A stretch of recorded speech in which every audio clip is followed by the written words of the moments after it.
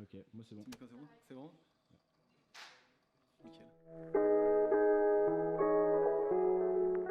Alors, je m'appelle Nicolas Plein, j'ai 28 ans.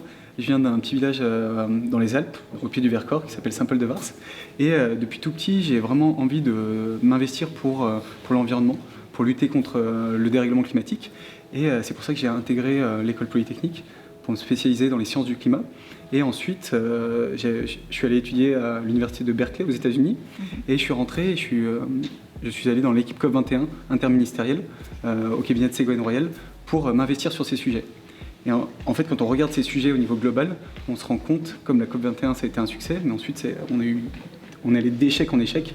Et l'idée, c'est vraiment maintenant de s'investir au niveau local.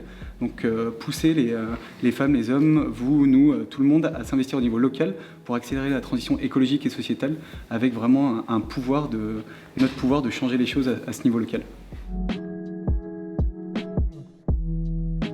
Oui, c'est vraiment ça. Pour le TEDx, vous allez voir, en fait, je parle en 2050 quand on atteint la neutralité carbone.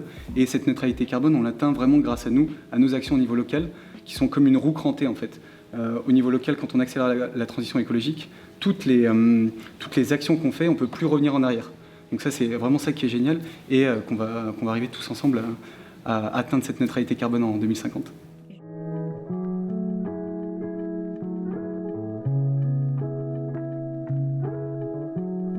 Justement, c'est exactement ça. Nous, on a créé avec toute une équipe de professionnels de la télévision et des récits une collection de documentaires, Il faut sauver.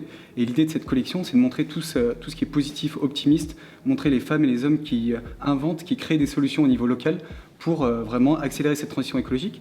Donc ces solutions, elles sont à la fois bonnes pour limiter les émissions de gaz à effet de serre, mais elles sont aussi bonnes pour améliorer notre pouvoir d'achat, améliorer la santé humaine et recréer du lien social dans des sociétés où on est de plus en plus isolés. Donc c'est ça qu'on veut vraiment faire passer un message d'optimisme et qu'on peut tous agir et trouver des solutions à notre niveau. Et ces solutions au niveau local, en fait, elles ont un impact direct et fort sur le niveau global. Alors les nouvelles technologies, c'est intéressant parce que je m'investis aussi en Afrique pour aller électrifier des villages avec des électricités renouvelables. Et là, on voit vraiment qu'on a une possibilité avec les nouvelles technologies, par exemple, d'intégrer plus d'énergie renouvelable, mais c'est dans une certaine mesure. On ne peut pas dire on va tout mettre avec les nouvelles technologies et ça va résoudre le problème du dérèglement climatique, ça c'est complètement faux.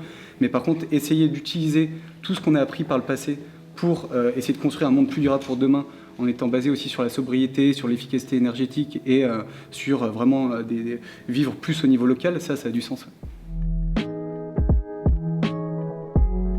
Je pense que c'est quand on grandit dans les Alpes, en fait, en 28 ans, tu vois déjà les effets du dérèglement climatique. Donc là, tu parlais des glaciers. Nous, on survole les glaciers, par exemple le glacier du Bosson ou la mer de glace. Quand tu passes au-dessus en parapente, on était au-dessus du Mont Blanc le 26 juin dernier, et tu vois vraiment les effets du dérèglement climatique qui sont catastrophiques, avec un recul de cette mer de glace qui est hyper important. Et ça participe à la sensibilisation. Mais là, l'idée, c'est vraiment de montrer ces effets à tout le monde et de montrer aussi les solutions qui existent pour pas tomber dans des discours qui sont climato-sceptiques ou climato-négationnistes ou collapsologues. L'idée, c'est vraiment de proposer un troisième récit, au-delà des climato-sceptiques, des collapsologues, un troisième récit positif qui va embarquer les citoyens à agir d'abord au niveau personnel et ensuite à s'investir dans l'intérieur de leurs entreprises, de leurs institutions, pour vraiment accélérer cette transition dans la vie personnelle, professionnelle et associative.